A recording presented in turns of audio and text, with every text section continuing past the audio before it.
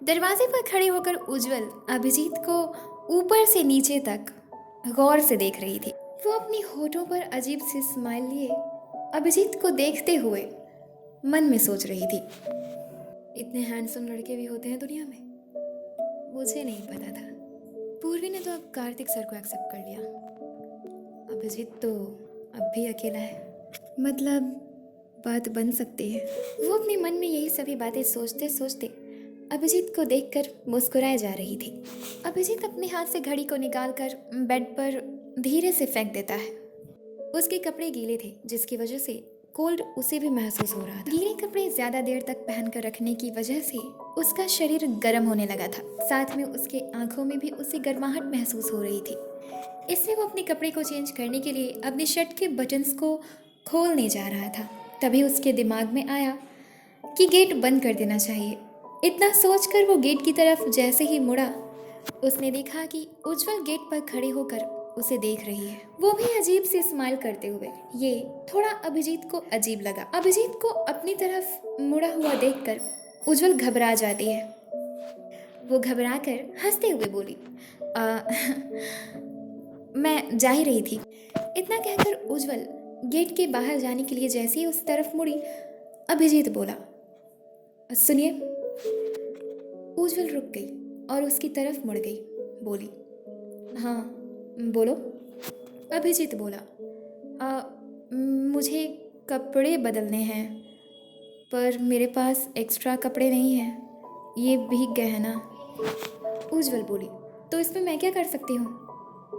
अभिजीत, वो कपड़े। अभिजीत इतना ही कहकर शांत हो गया और उज्जवल को देखने लगा। उज्जवल बोली, हाँ मैं तुम्हारी बात समझ गई, रुको मैं कार्तिक सर से पूछती हूँ। उज्जवल इतना कहकर गेट की तरफ मुड़ी, तभी राघव और सुमित वहाँ आ गए। उज्जवल ने उन दोनों को देखा और फिर उन दोनों के बीच से निकलकर कमरे से बाहर चली गई, कार्तिक के कमरे में। राघव और सुमित उसे जाते हुए अपने सिर को घुमाकर पीछे देखते हैं। अभिजीत उन दोनों को देखकर बहुत खुश हुआ, उन दोनों को ही देख रहा था। राघव सुमित अभिजीत को देखकर रूम के अंदर आ गए और जाकर बेड पर ऊपर चढ़कर बैठ गए। अभिजीत अपनी जगह पर ही उन दोनों की तरफ मुड़कर खड़ा हो गया और उन दोनों को देखते हुए बोला, तुम दोनों ने ये कपड़े कहाँ से चेंज किए। राघव बोला, क्यों, तूने अब तक चेंज क्यों नहीं किए। अभिजीत बोला, अरे मिले तब ना, कपड़े ही नहीं मिल रहे, समझ नहीं आ रहा क्या पहनूं, ये पूरी तरीके से बिक गया है। तभी सुमित बोला, अच्छा तो तू कपड़ा ढूंढ रहा है, वो कबर्ड में जाके देख, उसमें कपड़े रखवाए हैं कार्तिक सर ने। वैसे हमने जितना बुरा समझा इनको, उतने ये हैं नहीं। अभिजीत इतना सुनकर कबर्ड को जाकर खोलता है। उसमें ढेर सारे कपड़े थे जो कि वेल मैनर्ड टांगे हुए थे। उसमें शर्ट, पैंट, सूट, कोट, इसी टाइप के कपड़े रखे हुए। अभिजीत ने उन सबको देखकर बोला, क्या ये किस टाइप के कपड़े रखे हुए हैं यहाँ पर, घर में मैं इन कपड़ों को पहनूं। सुमित राघव जल्दी से बेड से नीचे उतरकर अभिजीत के दोनों तरफ आकर खड़े हो गए और कबर्ड में देखते हुए बोले। सुमित बोला, हाँ यार, यही सभी चीज़ें हमारे कबर्ड में भी थी, तो देख हमने शर्ट और पैंट पहनी है, अरे किसी तरह मैनेज कर ले, बस कुछ ही दिन, तो कुछ दिन बाद तो हम लोग यहाँ से निकल ही जाएंगे कार्तिक सर का खेल खत्म करके। राघव और अभिजीत सुमित को देख रहे थे। अभिजीत बोला, ठीक है तो बताओ इसमें से कौन सी शर्ट पहनूं मैं। वैसे कार्तिक का खेल खत्म करके इसका क्या मतलब है। हाँ, राघव बोला, अरे यार इसके कहने का मतलब कि कार्तिक सर को हरा कर। तभी सुमित उस पर व्यंग बोलते हुए बोला, हाँ हाँ ऑफ कोर्स हरा ही देंगे हम सर को, क्यों ना हरा देंगे जब अभिजीत है ही हमारे साथ। अभिजीत को उसकी बात समझ नहीं आई। वो सुमित की बात को समझने की कोशिश करते हुए चुपचाप उसे देख रहा था। अभिजीत अपना इमेज खुद पूर्वी के सामने बिगाड़ रहा है, तो ऑफ कोर्स हम हरा ही देंगे ना कार्तिक सर को। उसने ये सभी बातें नाराजगी भरे शब्दों में अभिजीत से मुंह फेर कर कहा। अभिजीत उसे देखते हुए बोला, क्या क्या इमेज खराब किया है मैंने। हाँ, किया क्या है मैंने। राघव भी अभिजीत की दूसरी तरफ से निकलकर सुमित के बगल में चला गया और अभिजीत को देखते हुए बोला, तूने ऐसा क्यों कहा पूर्वी के सामने कि चलते हैं हम कार्तिक को छोड़ के, जबकि तू जानता था तू किसी कीमत पे किसी भी इंसान को यूं मुसीबत में देख के छोड़ के नहीं भागता, चाहे तू खुद क्यों ना किसी मुसीबत में पड़ जाए। लेकिन उसके सामने तो तुझे अपना इंप्रेशन खराब करना था। क्यों किया तूने ऐसा? हाँ, अभिजीत बोला।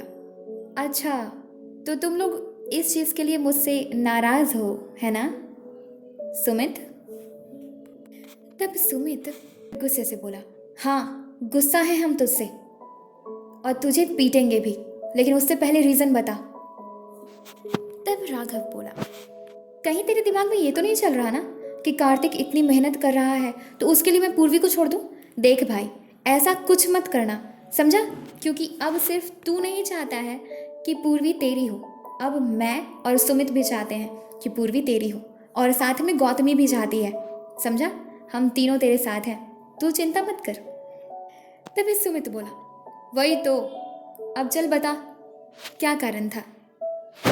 अभिजीत बोला, कारण यही था कि मुझे उससे पता चला कि पूर्वी बहुत ही समझदार लड़की है, बहुत सुलझी हुई और बहुत इंटेलिजेंट, बिल्कुल वैसे ही जैसा मैं चाहता हूँ। बस वही टेस्ट ले रहा था मैं उसका।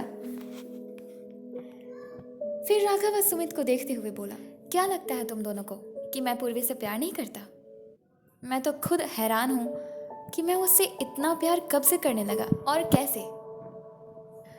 वो दूसरी तरफ देखते हुए पूर्वी के बारे में प्यार से सोचते हुए बोला, इस दुनिया में किसी भी इंसान को कभी भी चेहरे से किसी से प्यार नहीं होता।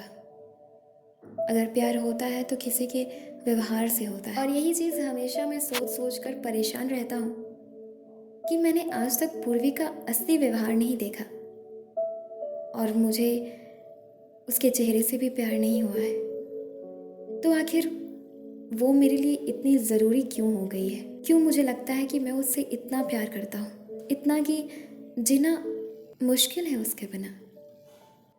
फिर वो उन दोनों को देखते हुए बोला, तुम लोग अंदाज़ा भी नहीं लगा सकते कि कितना प्यार करता हूँ मैं उससे। मुझे कोई फ़र्क नहीं पड़ता कि सामने कौन है, वो कितना खतरनाक है और क्या कर सकता है, कितना पावरफुल है। मुझे बस ये फ़र्क पड़ता है कि उसकी वजह से पूर्वी को किसी तरीके का दुख नहीं होना चाहिए, पूर्वी की आंखों में आंसू नहीं आनी चाहिए, उसका चेहरा मायूस नहीं होना चाहिए। उसकी एक स्माइल के लिए ना मैं कुछ भी करने को तैयार हूँ। जिस दिन ब्रह्मांड का अंत मिल जाएगा ना, उस दिन पता चल जाएगा तुम दोनों को भी कि मैं उससे कितना प्यार करता हूँ। और तुम दोनों कह रहे हो कि मैं अपना इंप्रेशन खराब कर रहा हूँ उसके सामने। ऐसी बात नहीं है। राघव और सुमित उसकी बातों को ध्यान से सुन रहे थे, मुस्कुराते हुए उसे देख भी रहे थे। तब राघव मुस्कुराते हुए बोला, हाँ यार, हमें तेरी बात का यकीन हो चुका है कि तू बहुत प्यार करता है पूर्वी से। अब बस कर, बुखार लग जाएगा तुझे, चेंज कर ले कपड़े। अभिजीत राघव के पास गया और उसके बाएं हाथ की हथेली को अपनी हथेली पर रखकर उसके ऊपर से अपना दूसरा हाथ रख लेता है और राघव को देखते हुए बोला, तुम दोनों साथ हो ना मेरे, बस। कार्तिक क्या, कोई तूफान भी आ जाए ना तो उससे बड़ी आसानी से लड़ लूँ मैं और जीत जाऊँ। ये तो फिर भी कार्तिक है।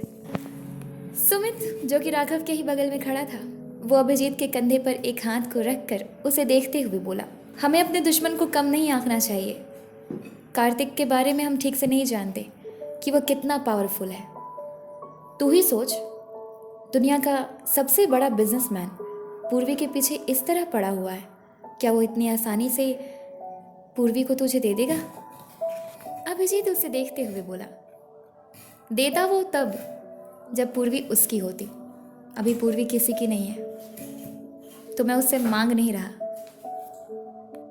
और ना ही मुझे उससे पूर्वी को जीतना है। मैंने कहा ना, हम दोनों की ही लड़ाई किसी से नहीं है। ये पूर्वी के हाथ में है कि वो किसे चुनती है। वो जिसे चुनेगी, जीत उसी की होगी। अभिजीत राघव का हाथ छोड़ देता है और फिर बोला, लेकिन कार्तिक, वो हमसे बड़ा है, और कुछ ज़्यादा सोचता है। पता नहीं वो क्या क्या सोचता होगा पूर्वी के बारे में, और क्या आगे करेगा, क्यों हमें यहाँ लेकर आया है, ये हमें नहीं पता।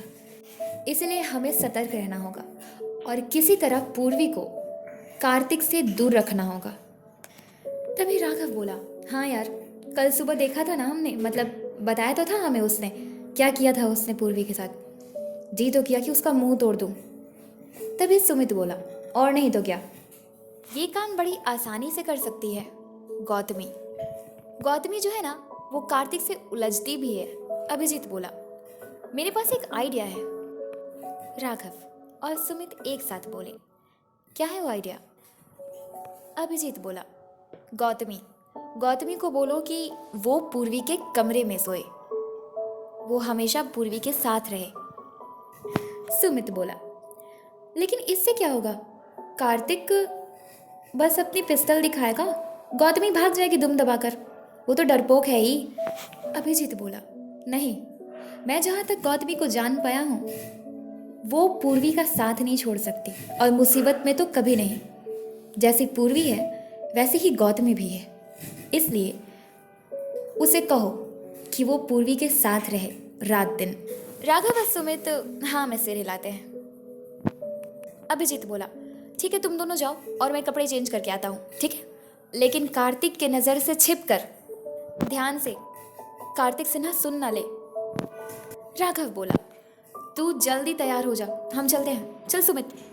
वो दोनों अभिजीत को ये कहकर उसके रूम से बाहर चले आए। अभिजीत अपने रूम के दरवाजे को बंद करके कपड़े चेंज करने लगा। राघव और सुमित सावधानी से गौतमी के कमरे में गए। उन्होंने दरवाजे पर खड़े होकर देखा तो गौतमी अपने बिस्तर पर बैठी हुई खुद में ही बड़बड़ाते हुए कार्तिक को गालियां दे रही थी, मतलब उसे बुरा भला बोल रही थी। राघव और सुमित उसके रूम के अंदर एंटर करते हैं। गौतमी उन दोनों को देखकर बैठे बैठे ही बोली, तुम दोनों यहाँ आओ, आओ अंदर आओ, मतलब यहाँ नजदीक आओ। राघव गेट को बंद कर देता है। गौतमी बोली, क्या कर रहे हो? राघव गेट को बंद करके सुमित के बगल में आके खड़ा हो गया। सुमित वहीं से बोला, हमारे पास कार्तिक के खिलाफ एक प्लानिंग है, सुनना चाहोगी? गौतमी बोली, प्लानिंग? कैसी? यहाँ से भागने की? सुमित और राघव बेड के करीब आ गए। वो दोनों गौतमी के सामने खड़े हो बोला, नहीं, यहाँ से भागने की नहीं। गौतमी सवाल भरी नजरों से उन दोनों को देखते हुए बोली, तो?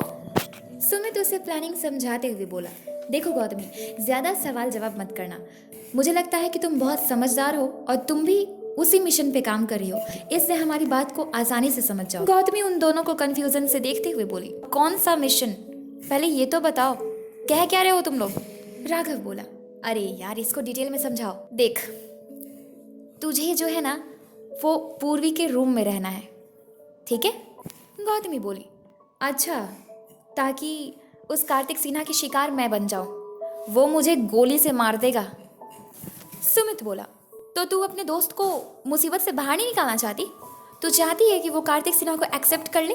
तू चाहती है कि हमारा दोस्त रोए, उदास हो? गौतमी बेड पर ही घुटनों पर खड़ी हो गई और बोली, नहीं यार, अभिजीत मेरा भी दोस्त है और पूर्वी में तो मेरी जान बसती है। मैं कभी नहीं चाहूंगी कि कार्तिक सिन्हा जैसा इंसान पूर्वी से शादी करे। मैं उसके रूम में रहूंगी और तुम लोग चिंता मत करो, कार्तिक सिन्हा को मैं संभाल लूंगी। हर वक्त थोड़ी ना अपनी पिस्टल निकाल लेगा, और कौन सा वो जान से ही मार देगा मुझे, उसे भी तो डर है। राघव बोला, देख, सर से ज्यादा मत उलझना, क्योंकि वो क्या करेंगे हमें भी नहीं पता, ठीक है? गौतमी उन दोनों को देखते हुए बोली, तुम दोनों चिंता मत करो, मैं हूं ना। फिर वो बेड से नीचे उतरते हुए बोली, चलो अब पूर्वी के रूम में चलते हैं, जल्दी चलो जल्दी।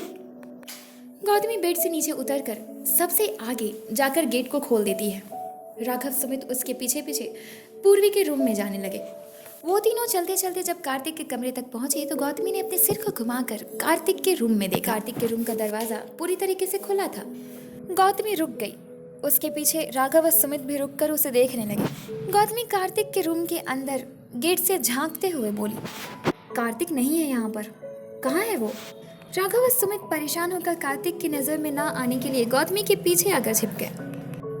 सुमित ने धीमी आवाज में बोला, यार गौतमी, क्यों तू बेकार में शेर के गुफा में हाथ डाल रही है? चलना सीधे पूर्वी के रूम में चलते हैं। तभी गौतमी की नजर कार्तिक के मोबाइल पर पड़ी। जो कि उसके रूम में टेबल पर रखी हुई थी। उसका मोबाइल ऑन था। उसी के बगल में ऑन करके लैपटॉप रखी हुई थी और साथ में एक खाली कॉफ़ी कप, जिसे देखकर ठीक तरह से पता चल रहा था कि कुछ ही देर पहले कार्तिक वहाँ बैठकर कुछ काम कर रहा था। गौतमी कार्तिक के मोबाइल को देखते हुए धीमी आवाज़ में बोली, राघव सुमित, मेरे पास ना एक आइडिया है। राघव और सुमित डर के मारे इधर उधर देख रहे थे। उन्हें डर लग रहा था कि वो तीनों वहाँ छिपे हैं और कहीं कोई पीछे से ना आ जाए। राघव सुमित के पीछे था। वो धीमी आवाज़ में गौतमी को बोला, अरे पागल लड़की, चलो ना पूर्वी के रूम में चलते हैं। क्या ज़रूरत है, छोड़ो तुम्हारा आइडिया, फंसा देगा हम लोगों को और शायद तुम्हें सबसे ज़्यादा फंसा देगा। गौतमी रूम के अंदर देखते हुए अपनी बाईं हाथ से राघव और सुमित को अपने साथ चलने का इशारा करते हुए रूम के अंदर चली जाती है। उन दोनों को मजबूरन गौतमी के पीछे जाना पड़ा। वो तीनों ही दबे पांव से उस टेबल तक पहुंचे जिस पर मोबाइल, लैपटॉप और खाली कॉफ़ी कप रखी हुई थी। गौतमी मोबाइल के पास पहुंचकर इधर उधर अपने सिर को घुमाकर देखती है और फिर कार्तिक के मोबाइल को अपने हाथ में ले लेती है, जिसे देखकर राघव और सुमित बहुत डर जाते हैं। राघव डरते हुए बोला, अरे यार क्या कर रही है तू, सर के मोबाइल को क्यों ले रही है। गौतमी कार्तिक के फ़ोन के नंबर की लिस्ट को खोलती है और उसे स्क्रॉल करने लगती है। दूसरी तरफ से सुमित घबराते हुए बोला, हाँ हाँ यार गौतमी, चलना यहाँ से, क्या कर रही है तू। राघव और सुमित बातें कम और इधर उधर ज्यादा देख रहे थे क्योंकि उन्हें डर लग रहा था कि क्या पता कहाँ से कार्तिक आ जाए। कार्तिक के फोन में बहुत सारे नंबर्स थे, जिसमें से वो एक नंबर को ढूंढने में कामयाब हो गई। वो बोली, यस, मिल गया। राघव और सुमित पहले गौतमी को और फिर नंबर को देखते हैं। गौतमी बोली, अब तुम दोनों घबराना बंद करो, हमारा काम हो रहा है। दरअसल मैं कार्तिक की माँ को फ़ोन करने जा रही हूँ। एक बार बस वो हमारी आवाज़ सुन ले और उन्हें किसी तरह पता चल जाए कि हम लोग यहाँ हैं ना, तो सब ठीक हो जाएगा। क्योंकि पूरा विश्वास है मुझे कि कार्तिक ने अपनी माँ को तो नहीं बताया होगा इस बारे में कि वो हम सबको यहाँ किडनैप करके लेके आया है। सुमित बोला, पर तू इतने कॉन्फिडेंस के साथ कैसे कह सकती है कि उसने नहीं बताया होगा? क्या पता उसकी माँ भी मिली हो इसमें। गौतमी राघव को देखते हुए बोली, पागल, ऐसा नहीं बोलते, आंटी बहुत अच्छी हैं। उस दिन ना कार्तिक अभिजीत को बहुत पीट रहा था तो आंटी ने ही बचाया था और उन्होंने कहा था कि जाओ तुम पूर्वी को लेकर जाओ, समझा। सुमित खुश होते हुए बोला, सच में? तो फिर देर किस बात की, जल्दी कॉल कर इससे पहले कि सर आ जाए। गौतमी उसकी माँ को फोन रिंग होना शुरू हो जाता है। तभी उसकी माँ ने फ़ोन उठा लिया और बोली, हेलो बेटा, कैसे हो तुम। गौतमी, राघव, सुमित को बहुत सुकून मिलती है, जैसे इस जेल से निकलने के लिए उन्हें माँ नाम का एक दरवाज़ा मिल गया। वो तीनों ही खुश होते हुए एक दूसरे को देखते हैं और फिर फ़ोन को देखते हुए गौतमी बोली, हेलो आंटी। उसने अभी इतना कहा ही था तभी कार्तिक उसके हाथ से मोबाइल ले लेता है और स्पीकर ऑफ करके अपने कान के पास लगा कर बोला, हेलो माँ, कैसी हैं आप। वो तीनों कार्तिक को अपने सामने यूं अचानक से देखकर बहुत डर जाते हैं। डर के मारे वो तीनों सिर से पांव तक कांपने लगते हैं। उन तीनों के ही मन में एक ही बात चल रही थी कि अब क्या होगा। कार्तिक उन तीनों को देखते हुए उन्हीं तीनों की तरफ मुड़कर सोफे पर बैठ गया और अपनी माँ से बात करने लगा। तब उसकी माँ ने कहा, मैं ठीक हूँ, लेकिन ये लड़की कौन थी जो मुझे आंटी बोल रही थी। कार्तिक गौतमी को घूरते हुए अपनी माँ से बोला, कोई नहीं माँ, एक सिंपल सी लड़की है जो मुझसे मिलने आई है। आप तो जानती हैं कि दुनिया की सारी लड़कियां मेरे पीछे पड़ी रहती हैं। आप कईयों की आंटी हैं, कईयों की सासू अम्मा हैं, कितनी तो आपको माँ बुलाती है ना, मेरी वजह से। बस उन्हीं में से एक लड़की है जो मुझे बहुत पसंद करती है, जिद कर रही है कि मुझे आपसे शादी करनी है, इसलिए मेरे फ़ोन को लेकर छेड़छाड़ कर रही थी उसके साथ और आपको कॉल लगा। उसकी माँ ने कहा, अच्छा, तू अपनी माँ को बेवकूफ़ समझता है। उसकी आवाज़ मुझे जानी पहचानी लग रही है, बताओ कौन है वो। कार्तिक घबरा कर बोला, तो आपको क्या लगता है कि मैंने किडनैपिंग की है किसी लड़की की? आपको अपने बेटे पर ज़रा सा भी भरोसा नहीं। उसकी माँ बोली, नहीं, बिल्कुल नहीं, मेरी बात करा उस लड़की से। कार्तिक गौतमी को गुस्से से देखता है और फिर अपनी माँ को बोला, वो तो चली गई कब की। अच्छा ठीक है, मेरा बहुत इंपॉर्टेंट फ़ोन आने वाला है, मैं आपसे शाम में बात करता हूँ। ओके, बाय मम्मा, बाय, अपना ख्याल रखिएगा। कार्तिक जल्दबाजी में अपनी माँ की फ़ोन को कट कर देता है, पर उसकी माँ को कार्तिक की बात पर ज़रा सा भी यकीन नहीं होता। तब कार्तिक अपनी जगह से खड़ा हो गया और राघव और सुमित को देखते हुए बोला, तुम दोनों मेरे साथ चीट कर रहे थे ना? ऑफ कोर्स करोगे ही, अभिजीत के दोस्त जो। वो उन दोनों की तरफ देखकर उन दोनों को धमकी देते हुए बोला, लगता है कि पढ़ाई से मोह उठ चुका है तुम लोगों का, नहीं?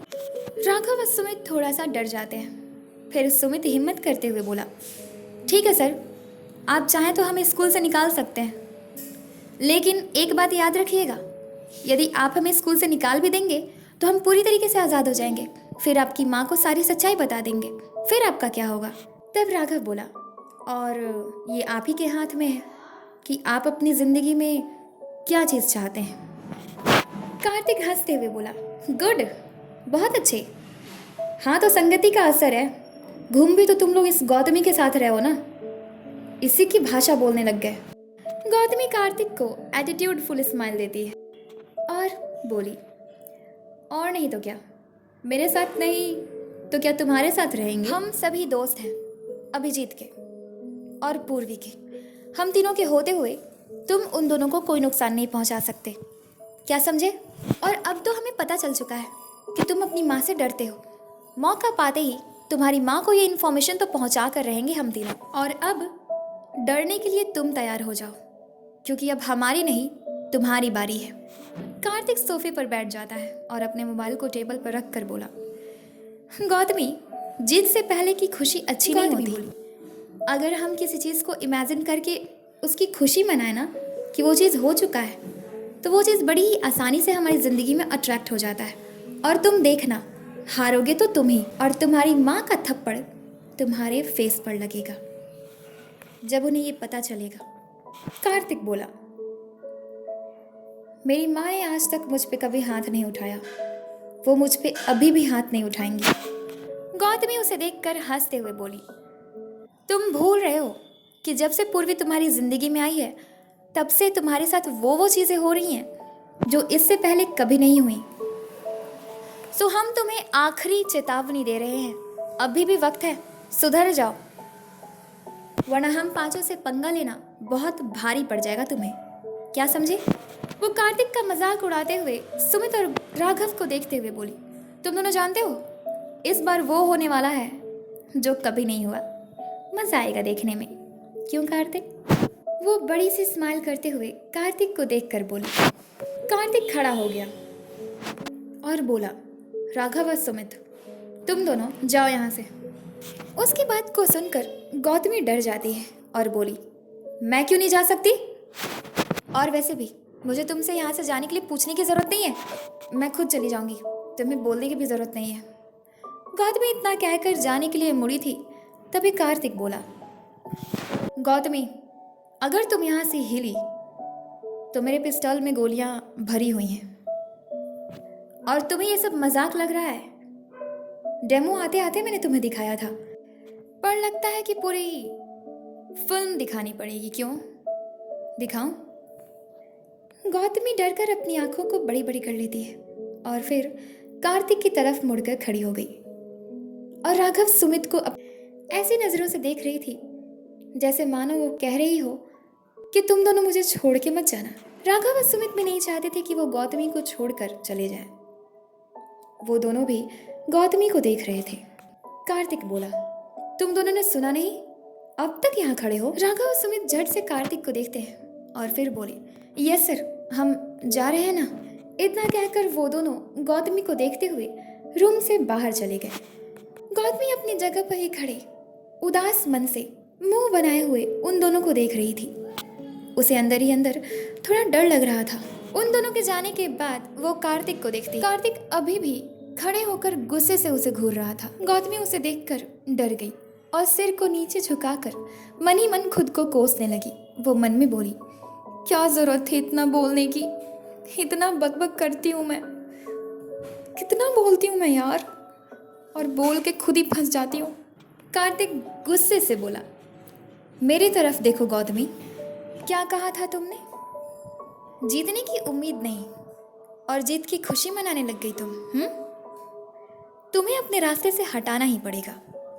मुझे लगता है कि तुम्हें फिल्म दिखानी होगी। तुम्हें मैं जान से नहीं मारूंगा, बस बस एक छोटी सी सजा दूंगा। अभी जाओ जहां से तुम आ रही हो, मतलब स्विमिंग पूल, उसमें जाकर बीचों बीच तब तक खड़े रहो जब तक कि मैं तुम्हें वापस आने के लिए ना कह दूं। वैसे तुम्हारी हाइट इतनी लंबी तो है नहीं, स्विमिंग पूल तो बहुत गहरा है, और अगर मेरी परमिशन के बगैर तुम उस पुल से बाहर आई एक सेकंड के लिए भी, तो फिर मैं भी नहीं जानता कि क्या करूँगा, समझी? जाओ, मैं तब तक आराम कर लेता हूँ, थोड़ा थक गया हूँ मैं। कार्तिक इतना कहकर बेड पर जाकर लेट गया, कंबल को ओढ़कर। उसने कंबल को अपनी कमर तक ओढ़ रखा था। गौतमी उसकी तरफ मुड़कर बोली, और अगर तुम्हारी बात नहीं मानी तो क्या करोगे? कार्तिक लेटे हुए ही गौतमी को देखते हुए बोला, तो फिर आज मेरी पिस्टल खाली हो जाएगी तुम पर। गौतमी डरते हुए बोली, तुमने इससे पहले किसी की जान ली है? कार्तिक बोला, नहीं तो, लेकिन तुम्हें नहीं पता है कि मैं पूर्वी के लिए ना कुछ भी कर सकता हूँ। ओके, अब तुम मेरा टाइम वेस्ट मत करो, मुझे सोने दो, बहुत कीमती है समय मेरे लिए। जाओ अब तुम। कार्तिक इतना ही कहकर अपनी आंखें बंद कर लेता है। गौतमी टेबल पर रखे उसके मोबाइल को देखती है और फिर दूसरी तरफ बेड पर लेटे हुए कार्तिक को देखती है। गौतमी जब कार्तिक को देखती है तो उसे थोड़े वक्त के लिए देखती ही रहती है और फिर उसका मन नहीं करता कि वो कार्तिक पर से अपनी नज़र हटाए। वो वहीं खड़े होकर उसे देखने लगती है। वो भूल चुकी थी कि कार्तिक ने उसे वहाँ से जाने के लिए कहा। वो ये भी भूल चुकी थी कि वो कार्तिक को देख रही है। कार्तिक को ऐसा महसूस हो रहा था कि कोई उसे देख रहा है। कार्तिक अपनी आंखों को खोल कर देखता है तो गौतमी अब भी उसे देख रही थी। कार्तिक उसे देखते हुए थोड़ा सा स्माइल करता है। उसके स्माइल देखकर गौतमी अपनी नज़र को दूसरी तरफ मोड़ लेती है और बोली, क्या है, सो तुम? कार्तिक बोला, हाँ, ताकि तुम मुझे जी भर के देख सको, है ना? अगर देखना ही चाहती हो तो थोड़ा नज़दीक आ जाओ ना, दूर से अच्छा लग रहा होगा क्या तुम्हें? गौतमी चिढ़ जाती है और बोली, बेवकूफ़ इंसान, देखने का मतलब हमेशा तुम्हारा वो ऐरा गहरा सा चीज़ नहीं होता। मैं तुम्हें गुस्से से देख रही थी, ये सोचते हुए कि कितने बुरे हो, और तुम इतने भी बुरे हो सकते हो कि मुझे शूट कर दोगे, वरना मुझे तुम्हें देखने का कोई शौक नहीं है, समझे? अब जा रही हूँ मैं यहाँ से। गौतमी कार्तिक से तो झूठ बोल ही रही थी, साथ ही वो खुद से भी झूठ बोल रही थी। गौतमी इतना कहकर झट से वहाँ से बाहर निकल जाती है। उसके जाने के बाद कार्तिक उठकर बैठ गया और खुद में ही हंसते हुए बोला, एक दिन ये जाएगी काम से, पूरी तरीके से, हमेशा मेरे ही पीछे पड़ी रहेगी तो यही होगा। बट अफसोस, मैं तुमसे नहीं, पूर्वी से प्यार करता हूँ और उसी से शादी करूँगा। हराना चाहती हो ना तुम मुझे हरा नहीं पाओगी, क्योंकि अब मैं जान चुका हूँ कि तुमसे झगड़े करके नहीं, तुमसे प्यार से जीता जा सकता है। और अब मैं वही तरीका अपनाने वाला हूँ, तुम पर आजमाने वाला हूँ। तुमने मुझे कहा था ना कि तुम मुझे बर्बाद कर दोगी, नहीं, तुम मुझे बर्बाद नहीं कर पाओगी, क्योंकि तुम खुद ही खुद को बर्बाद करने वाली हो। अब मैं पूर्वी की आड़ में तुमसे ऐसे बिहेव करूँगा जिसके कारण तुम मुझ में ही उलझ कर रह जाओगी गौतमी। पूर्वी पर तो तुम ध्यान ही नहीं दे पाओगी और फिर मेरा काम आसान हो जाएगा, क्योंकि मेरे साथ बिताए हुए पल तुम जिंदगी भर नहीं भूल पाओगी। मैं कुछ ऐसा करने वाला हूँ, जस्ट वेट एंड वॉच कि मैं क्या करता हूँ। कार्तिक इतना कहकर वापस से बेड पर लेट गया और थोड़ी ही देर में उसे गहरी नींद आ गई। इधर राघव व सुमित कार्तिक के रूम से निकलकर सीधे अपने रूम में आ गए थे, क्योंकि वो लोग पूर्वी के रूम के बाहर गए भी थे और उसके दरवाजे को नॉक भी किया बहुत, लेकिन पूर्वी ने ना कुछ कहा और ना ही दरवाज़ा खोला। पूर्वी ने तो गुस्से में अब तक ड्रेस भी चेंज नहीं किया था। वो बहुत रो रही थी। वो बेड पर बैठी हुई खुद से ही बातें करते हुए ही रो रही थी। उसके सिर में दर्द हो रहा था, लगी हुई चोट की वजह से। पानी में भीगने की वजह से उसके सिर की पट्टी भी भीग चुकी थी और उसके घाव में पानी जा चुका था, जिसकी वजह से दर्द बहुत हो रहा। साथ ही कपड़े चेंज न करने की वजह से उसे बुखार लग गया था। उसे अपने परिवार की बहुत याद भी आ रही थी। उसे टेंशन इस बात की थी कि वो अपने दोस्तों को कैसे यहाँ से आज़ाद करे। बेकार में बीच में बेचारा अभिजीत फंस गया है। इन्हीं बातों को सोच सोच के वो टेंशन ले चुकी थी और जब उसे कुछ सूझ नहीं रहा था तो वो रोए जा रही थी। इधर अभिजीत कपड़े चेंज करके अपने रूम के दरवाजे को बंद कर चुका था और रूम में इधर उधर टहलते हुए बेचैन था। उसे एक अजीब सी बेचैनी महसूस हो रही थी। उसे समझ नहीं आ रहा था कि हो क्या रहा है। साथ ही उसका सिर भी दर्द कर रहा था और उसे अंदर से बुखार जैसा महसूस हो रहा था। वो अपने हाथ से अपने सिर को और अपनी गर्दन को छूते हुए बोला, मुझे मुझे बुखार जैसा क्यों महसूस हो रहा है? मैंने भीगे हुए कपड़े पहने थे तब तक तो सब ठीक था और मुझे ये अजीब सी बेचैनी क्यों हो रही है? मेरा मन इतना उदास क्यों हो गया है? मैं इतना उदास क्यों महसूस कर रहा हूँ? मुझे कुछ समझ नहीं आ रहा। अभिजीत पूरी तरीके से परेशान हो जाता है। वो परेशान होकर बेड पर जाकर लेट जाता है और सोने की कोशिश करने लगता है, लेकिन उसे नींद नहीं आती है। वो उठकर बैठ गया और खुद से ही बोला, शिट, नींद भी नहीं आ रही मुझे और बेचैनी हो रही है। राघव सुमित कहाँ है? पूर्वी तो ठीक है ना? अभिजीत इतना सोचकर अपनी बेड से उठकर नीचे खड़ा हो गया और दरवाजे को खोलकर पूर्वी के रूम की तरफ चला गया। वो उसके रूम के गेट के बाहर जाकर देखता है तो उसका गेट बंद होता है। वो उसे नॉक करते हुए बोला, पूर्वी, पूर्वी तुम सो रही हो या जगी हो? पूर्वी दरवाजे की तरफ देखती है। उसने जब अभिजीत की आवाज़ सुनी तो उसका मन किया कि वो गेट को खोले और अभिजीत से बातें करे। तब वो बेड पे बैठे बैठे ही बोली, मुझे किसी से बात नहीं करना, जाओ तुम यहाँ से प्लीज़। अभिजीत बोला, पूर्वी, बस थोड़ी वक्त के लिए खोलो, मैं तुमसे कुछ बात करना चाहता हूँ। मुझे तुम्हें कुछ बताना है, खोलो तो। अभिजीत ने जब ऐसा कहा तो पूर्वी अपने आंसू को पोंछकर बेड से नीचे उठकर खड़ी हो गई और जाकर गेट को खोल देती है और उसे देखती है।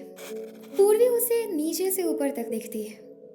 अभिजीत ने काले रंग की शर्ट और फुल पैंट पहन रखी थी, जो कि काले रंग की ही थी, और अपनी शर्ट के स्लीव्स को मोड़ रखा था और बाएं हाथ में एक घड़ी पहन रखी थी। वो बहुत हैंडसम दिख रहा था। पूर्वी थोड़े वक्त के लिए उसे देखने लगती है तो अभिजीत बोला, मैं अंदर आ सकता हूँ? पूर्वी इधर उधर करके वापस से अपने बेड पर जाकर बैठ गई। अभिजीत उसके पीछे रूम के अंदर आ गया। वो पूर्वी से थोड़ी दूरी पर उसके सामने खड़ा था और बोला, क्या बात है पूर्वी, तुम्हारी तबीयत तो ठीक है ना? पूर्वी उसे बिन देखे बोली, हाँ, मुझे क्या हुआ है? इतना कहकर वो अपने सिर को उठाकर अभिजीत को देखती है। अभिजीत चुपचाप उसे ही देख रहा था। थोड़ी ही देर में पूर्वी बोली, तुम्हारी तबीयत ठीक है ना अभिजीत? अभिजीत बोला, हाँ, मेरी तबीयत तो ठीक है, पर तुम्हारी तबीयत ठीक नहीं लग रही है, तुम रो रही थी ना? पूर्वी अपने सिर को नीचे करते हुए ना में हिलाती है। अभिजीत बेड के नज़दीक गया और नीचे ही घुटने पर बैठ गया। पूर्वी उसके चेहरे पर देखती, अभिजीत उसकी आंखों में देखते हुए बोला, जुबान झूठ बोल सकती है, आंखें नहीं। तुम्हारी आंखें साफ कह रही हैं कि तुम रो रही थी, है ना? पूर्वी इमोशनल होकर बोली, हाँ, मैं रो रही थी। अभिजीत ने प्यार भरे शब्दों में पूछा, तुम रो क्यों रही थी? पूर्वी बोली, मेरे सिर में दर्द है, बुखार है, बस इसलिए रो रही थी। अभिजीत बोला, बहुत दर्द कर रहा है? पूर्वी नीचे देखते हुए हाँ में सिर हिलाती है। अभिजीत बोला, एक काम करो, थोड़ी देर आराम कर लो, ठीक हो जाओगी। क्योंकि जिस दिन तुम्हारा एक्सीडेंट हुआ था उस दिन से तुमने एक बार भी दवाई नहीं ली ना? पूर्वी अभिजीत पन्ना देखकर नीचे देख रही थी और बोली, एक बार लिया था, उसी दिन जिस दिन तुम्हारे घर आ रही थी मैं और गौतमी। अभिजीत बोला, अच्छा, पर एक दिन से नहीं हो पाएगा ना? मैं कुछ करता हूँ, मैं कार्तिक से बोलूँगा कि वो तुम्हारे लिए मेडिसिन ला दे, वो ज़रूर लाएगा। तब तक चलो तुम आराम करो। अभिजीत खड़े होकर बोला, चलो लेटो, मैं कंबल उड़ा देता हूँ तुम्हें।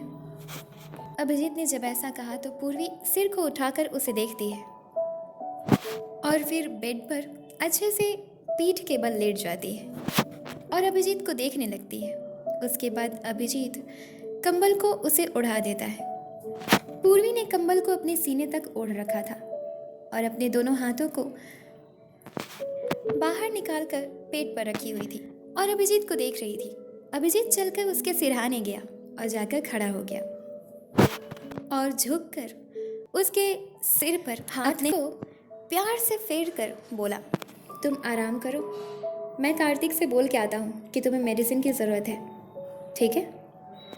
अभिजीत का पूर्वी के सिर को यूं प्यार से सहलाना पूर्वी को बहुत अच्छा लगा। अभिजीत इतना कहकर सीधे खड़े होकर अपना हाथ उसके सिर से हटाकर मुड़कर वहां से जाने ही वाला था, तभी पूर्वी ने अपनी बाईं हाथ से उसके हाथ को पकड़ लिया। अभिजीत अपना सिर घुमाकर पूर्वी को देखता है। पूर्वी आंखों में आंसू लिए हुए बोली, अभिजीत, मुझे दवा की ज़रूरत नहीं है, मत जाओ, तुम यहीं रुको मेरे पास। अभिजीत के लिए ये बात नई नहीं थी। लगभग वो जान ही चुका था कि पूर्वी धीरे धीरे उससे प्यार करने लगी है। वो थोड़ी देर सोचा और फिर मुस्कुराकर उसे देखते हुए उसकी तरफ मुड़ा। पूर्वी ने अभिजीत का हाथ छोड़ दिया, उसके नज़दीक जाकर नीचे घुटनों पर बैठ गया और प्यार से बोला, पूर्वी, तुम्हारा ठीक होना भी बहुत ज़रूरी है, मैं कार्तिक से बोलकर आता हूँ। छोटे से बच्चे की तरह जिद करते हुए बोली, नहीं, तुम नहीं जाओगे। अभिजीत ने अपने हाथ से पूर्वी के आंसू को साफ किया और फिर अपने दाहिने हाथ से उसके सिर को सहलाते हुए बोला, तुम रोते हुए अच्छी नहीं लगती पूर्वी, तुम मत रोया करो, तुम हमेशा हंसा करो। ये कहकर पूर्वी को देखते हुए अभिजीत मुस्कुराता है। उसकी बात को सुनकर पूर्वी के होठों पर भी प्यारी सी स्माइल आ जाती है। पूर्वी अभिजीत की तरफ करवट ले लेती है। अभिजीत का दाहिना हाथ पूर्वी के सिरहाने था और उसका बायां हाथ उसने बेड पर अपने नज़दीक रखा हुआ था और पूर्वी को मुस्कुराते हुए देख रहा था। पूर्वी उसकी तरफ करवट लेने के बाद अपने हाथ को अभिजीत के बाएं हाथ पे रख लेती है और उसे जोर से पकड़ लेती है। अभिजीत थोड़ी सी हैरानी के साथ पूर्वी के हाथ को देखता है और फिर जब वो पूर्वी के चेहरे पे देखता है, आंखें बंद कर लेती है और एक गहरी सी सांस लेकर बोली, मुझे तुम्हारे साथ सुकून मिलता है, तुम यहीं रहो जब तक मैं सो रही हूँ, प्लीज़। अभिजीत बड़े ही प्यार से मुस्कुराते हुए पूर्वी के चेहरे पर देख रहा था। अभिजीत अच्छे से नीचे ज़मीन पर बैठ गया और चुपचाप पूर्वी को देखने लगा। पूर्वी को देखते उसका मन नहीं भर रहा था। पूर्वी आराम से सो रही थी। 10 मिनट बीत चुके थे। पूर्वी अब गहरी नींद में थी। अभिजीत अभी भी पूर्वी को ही देख रहा था। वो उसे देखते हुए मन में सोचने लगा, काश ये वक्त यहीं थम जाता, तुम ऐसे ही सोती रहती और मैं हमेशा यहीं बैठे बैठे तुम्हें देखते रहता। कोई ना रोकता ना टोकता, कोई ना बीच में आता, सिर्फ मैं होता और तुम। शाम के 6 बज चुके थे। इधर गौतमी स्विमिंग पूल में पानी में खड़ी थी और कार्तिक को गुस्सा करते हुए कोसे जा रही थी। कार्तिक घोड़े बेचकर अपने रूम में सो रहा था। जैसे राघव और सुमित, उन सभी को सोए हुए 5 घंटे बीत गए। उज्जवल मैंशन के अंदर आई। नमस्ते दोस्तों, हर हर महादेव। हम आप सभी से माफ़ी चाहते हैं वीडियोस 6 दिन बाद अपलोड करने के लिए। दरअसल हमारे नानी माँ की तबीयत खराब थी, जिसकी वजह से हमारे माता पिता घर गए हुए थे। घर का सारा काम हमें करना पड़ रहा था और पहली बार हम घर का सारा काम अकेले कर रहे थे। इसी वजह से हमें टाइम नहीं मिल पा रहा था। हम आप सभी से दिल से माफ़ी चाहेंगे वीडियो इतना लेट अपलोड करने के लिए। और अब से वीडियोस लेट अपलोड बिल्कुल नहीं होंगे। अब हम रेगुलर वीडियोस अपलोड करेंगे। So I am sorry and thank you very much for watching my videos. आप सब बहुत अच्छे हैं और हमें बहुत सपोर्ट करते हैं। बहुत बहुत धन्यवाद। आप लोगों की ज़िंदगी हमेशा खुशियों से भरी रहे। हर हर महादेव। धन्यवाद।